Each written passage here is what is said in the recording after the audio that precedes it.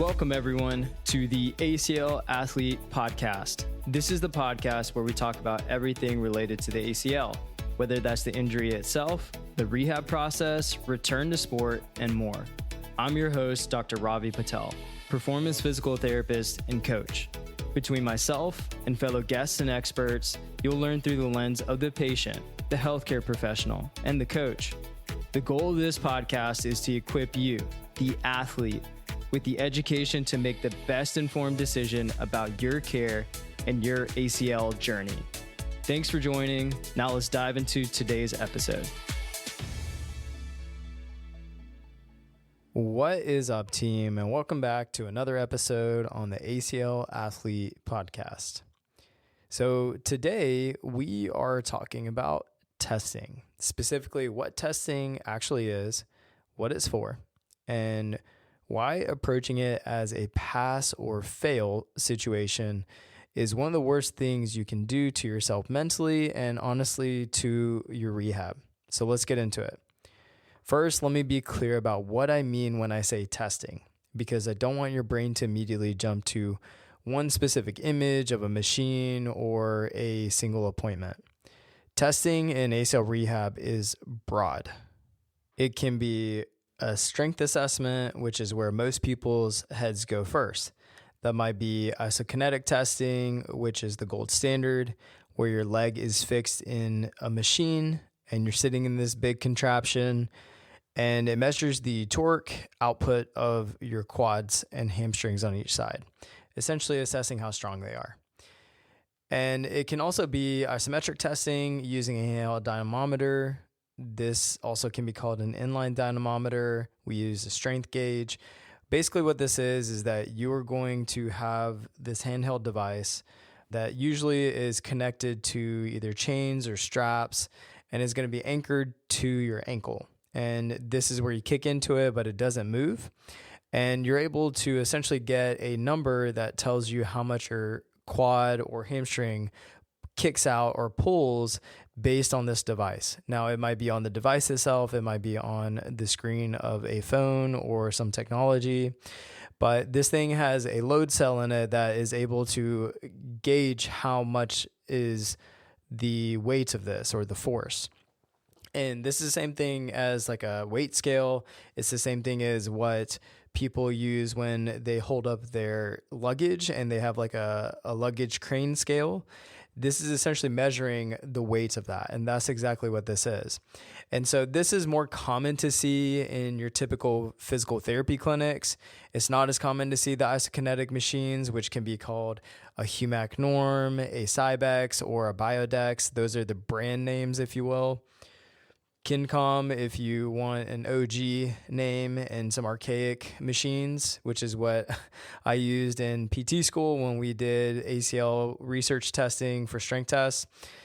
But this is something that is not often accessible unless it's a surgeon's clinic, it's a hospital system, a big performance lab where they have the money and the space, because this equipment is super expensive. It's like $50,000, $60,000 for people to have and purchase. And many clinics are just not going to purchase this because of the expense.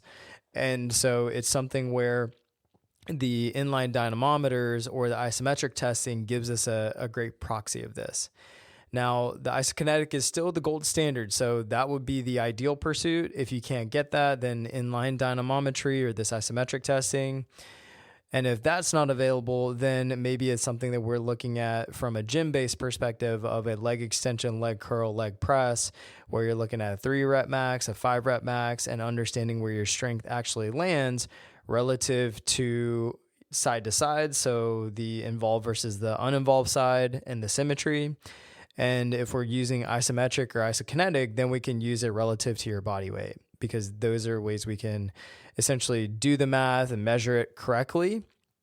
And that's just one area of testing that people can look at, which is commonly the thing we're referring to, because it's probably one of the heaviest weighted because of strength being so important in this process, but it is not often measured correctly.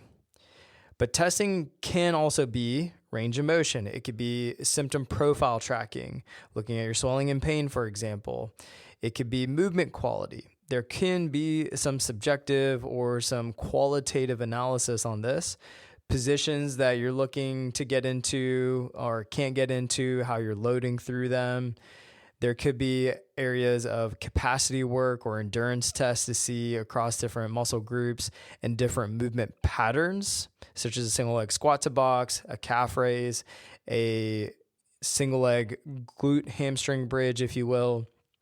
There are aspects of looking at rate of force development within specific muscle groups, power development as muscle groups or as a total movement. There's hop testing. Now, what I'm going to say here is not the typical horizontal hop testing you will typically see, because that's just honestly outdated stuff. We know that it doesn't necessarily tell us as much of the function of the knee and the contributions based on Katsufaki's research. And so this is something where jump testing, looking more from a vertical perspective, that allows us to see equal contribution of the hip, knee, and ankle. And so that is something that we are looking at throughout the process. Agility, change of direction, deceleration, cutting, different assessments for these. And these are all depending on where you are in the process. Testing is going to look different.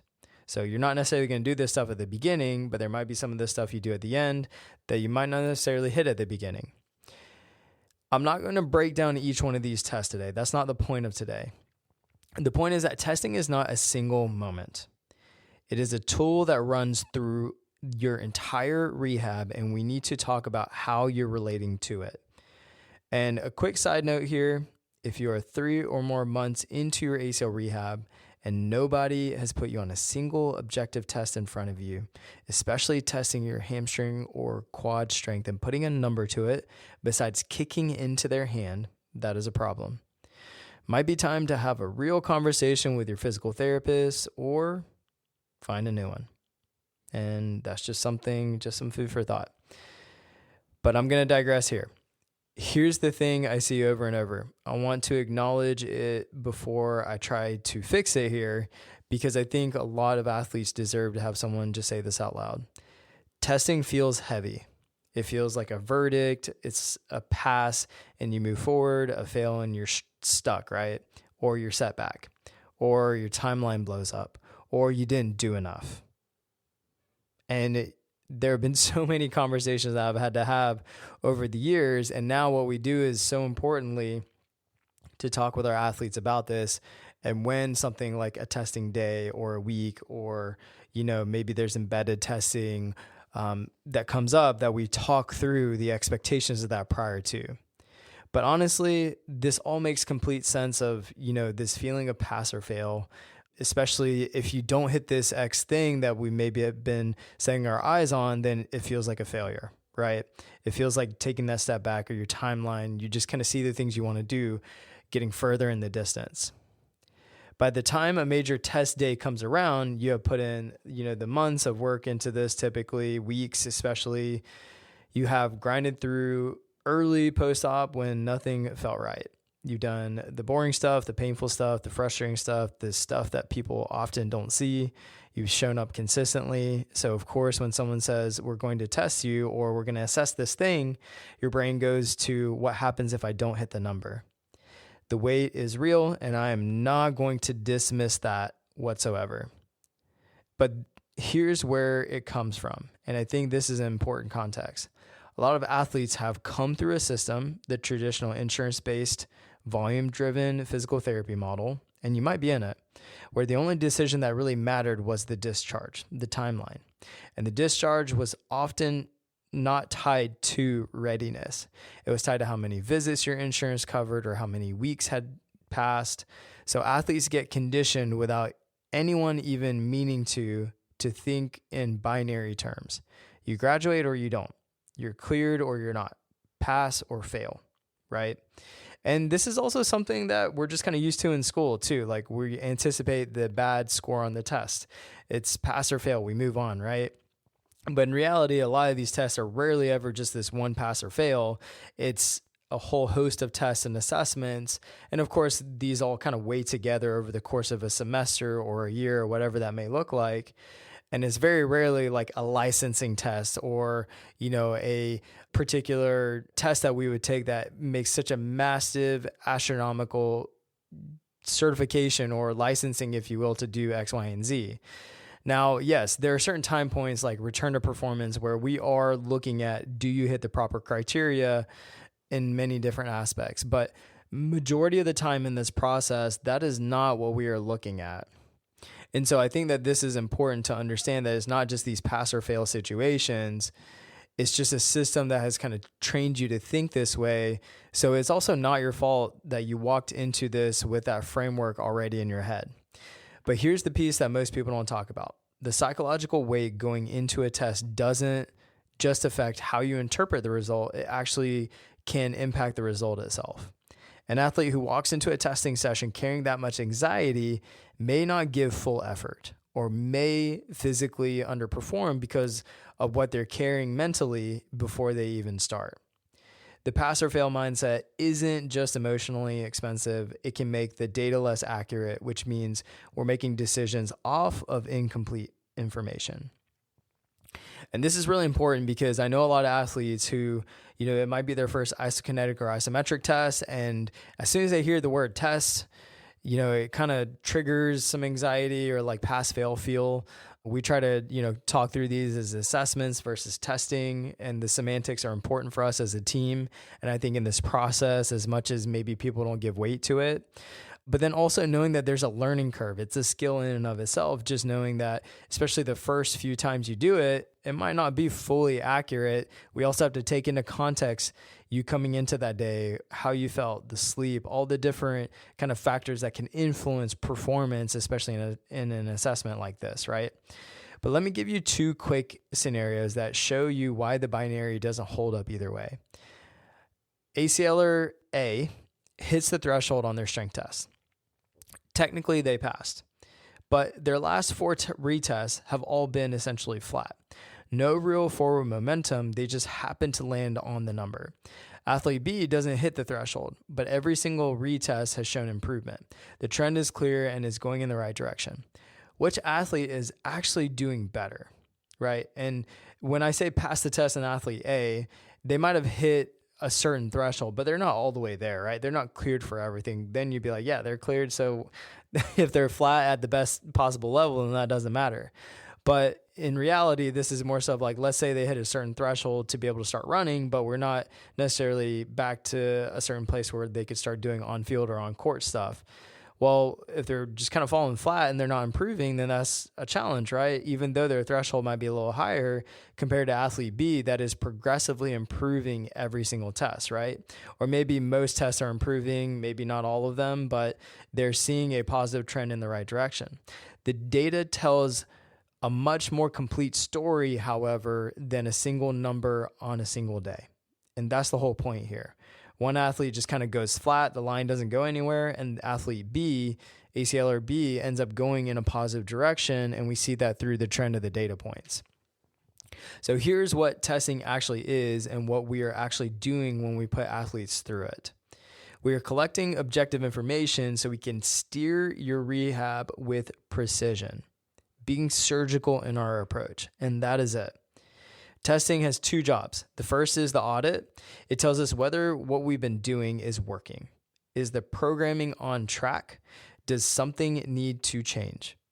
Have we been hammering quad work and the numbers still aren't moving? Or have the last 8 weeks of focused progressive overload paid off?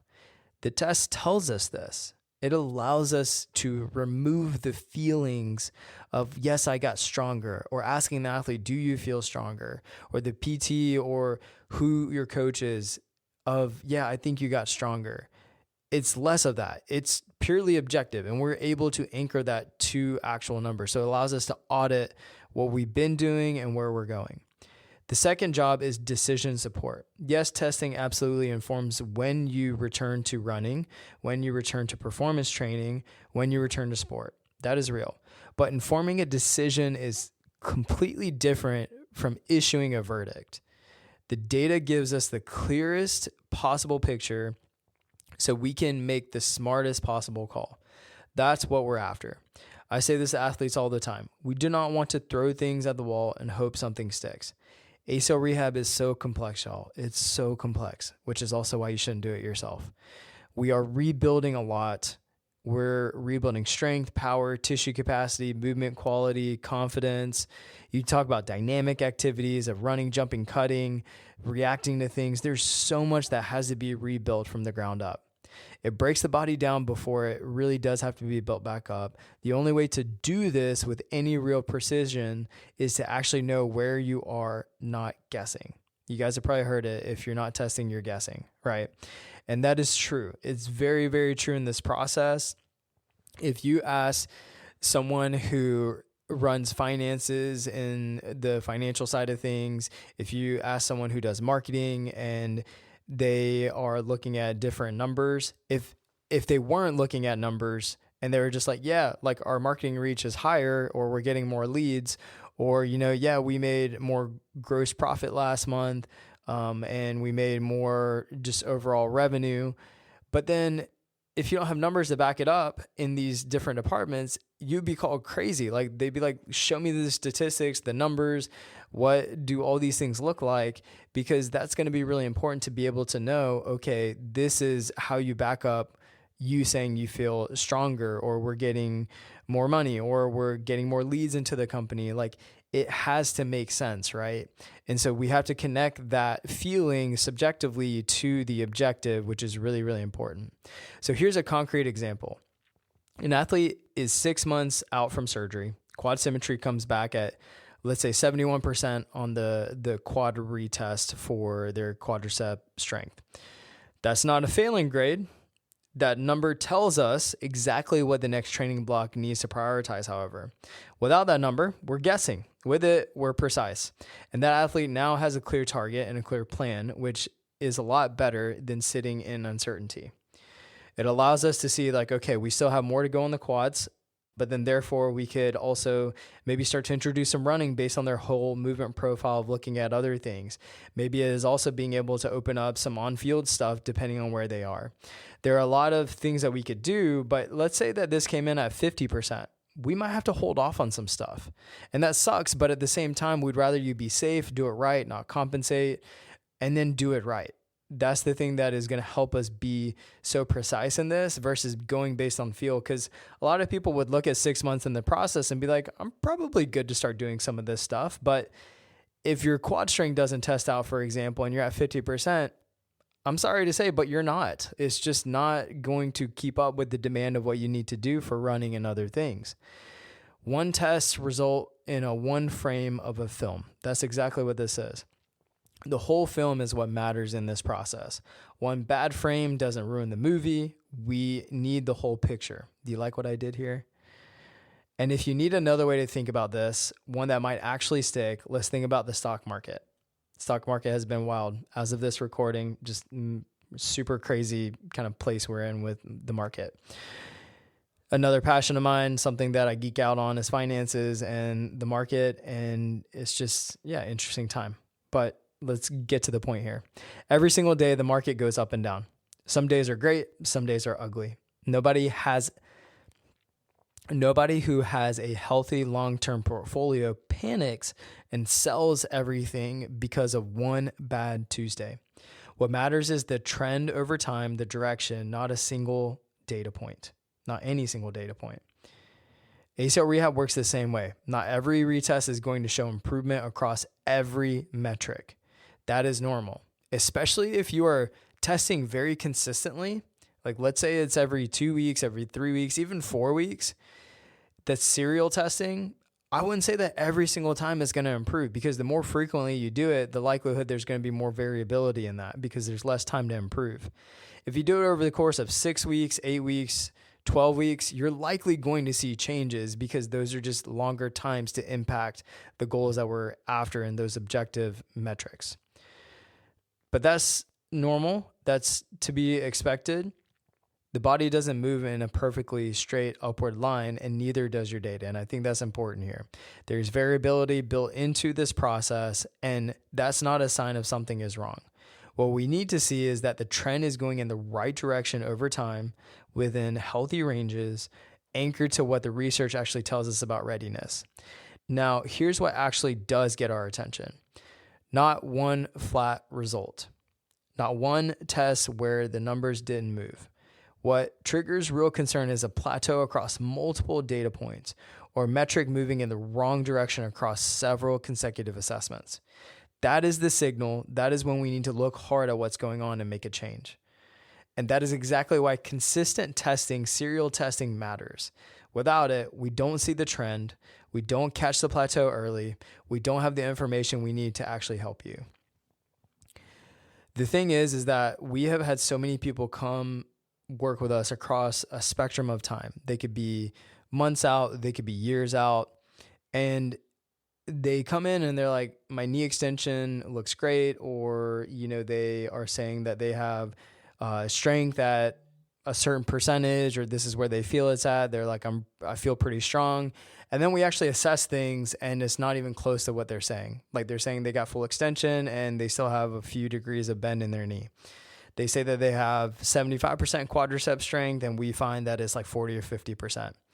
And this has happened with people who are 9 months out, 12 months out. Like it's crazy, the spectrum we've seen of what people perceive of what they think their strength is or where they are, but the reality of what testing actually shows. And they just never got tested. Because again, if I had to put a statistic on it, when we actually talk about assessments and testing and truly being tested based on the research, especially for quad strength, I would still say 90% of physical therapy clinics are not doing it. It's just not happening.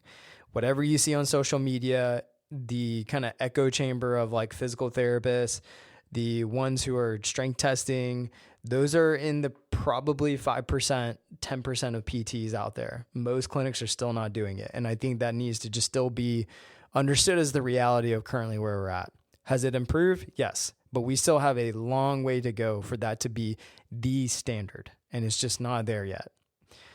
So practically, here's what this means for you as the athlete walking into a testing session. Your job is simple. Show up, give your honest, best effort. That is the whole job. You don't need to perform for the test. You don't need to hit a number to prove something. You need to perform honestly so that the data is real and actually useful. If you hold back because you're scared of the number, or if you push so hard you're not giving a true representation of where you are, the data suffers and we can't help you as well as we should be able to. We're not grading you on this. We are building a map of where you are right now so we know exactly where to take you next, how that aligns with the short and long-term goals that you have set. That is a completely different thing. The more consistent and honest your test is throughout the process, the more precise your programming becomes and the less guessing there is in your rehab. And I want to come back to the weight of it for a second because I don't want to just logic my way past that. It makes complete sense that testing feels like a big deal. You've worked hard to get here. The effort you put in is real and the stakes feel real because they are real. I get that. But the goal of everything I've said today is to give you permission to release some of that weight because the test is on your side. It is a working tool for you. It is not a judge ruling on you.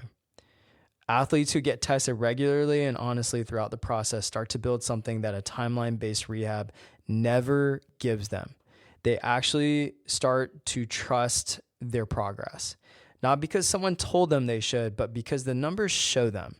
Over time, across multiple tests, the trend becomes undeniable. The data becomes their proof. And I can't tell you how much people are like, oh my gosh, when we show them their numbers, when we visually show them their KPIs, when we show them what their strength test shows relative to what we're aiming for, they feel like they can anchor themselves. They feel like they can put their feet into the path that they have, knowing exactly where they are on this roadmap. We have this GPS being able to be built out based on what we know about the research, the data, to show what is needed for certain milestones in this process and for your particular goals. But that is so important in this is that we need to be able to showcase that objectively, but just knowing that this is a data point. It is not something that is pass or fail. And this is the biggest thing I want you to take away from this, because I don't want to take away from the weight of what this test is, but I want you to shift how you perceive this in terms of going into doing something like this, because I know it can be daunting. But that is how I'm going to wrap things up for today. It's a short one, but I hope it landed. If you're in the middle of your ACL rehab and this reframe was useful, please share it with someone who needs to hear it. And if you want to work with a team that builds your entire process around objective testing, criteria, a plan that actually makes sense for where you are, and also just feeling like you have clarity and structure in the process, then please reach out to us. We are here to help. We work with people all over the world. We're also happy to point you in a different direction, one that maybe is not necessarily remote, but we are here to help because we want to make sure you find the best care so you can get back to what you love. And if this podcast is helpful at any point to you, please leave a review. It helps us to reach more and more ACLers and help them to find this show so that they can feel empowered in this process. I'll talk to you next time. This is your host, Ravi Patel, signing off.